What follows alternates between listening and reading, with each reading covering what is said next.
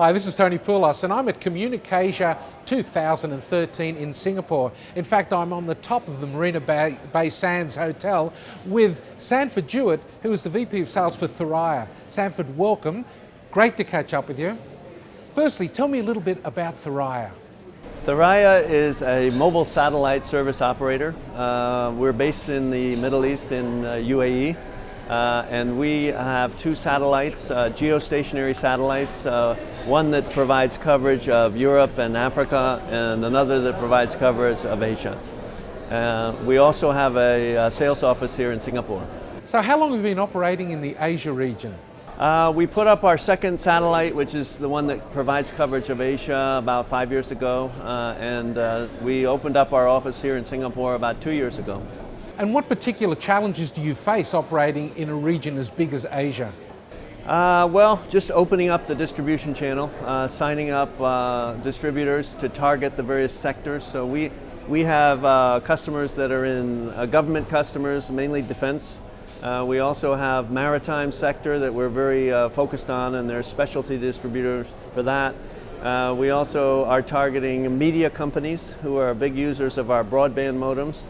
And then also humanitarian organizations, and lastly energy companies are big traditional users of mobile satellites. So establishing distribution and being able to provide to reach all of those kinds of sectors is the main focus. Well, of course, putting up a satellite isn't the only issue. You've got, I suppose, regulatory issues in each of the countries you operate in. How difficult is that to get around? And what sort of a challenge does that give you each time? Well, it is a challenge. We have a regulatory team who takes care of getting us all of the licenses that are required and all the type approvals for the various devices. Any kind of a device that radiates a signal has to be fully checked and approved. So there are individual steps we have to do with each country, but we have now done that for all of the major countries in Asia.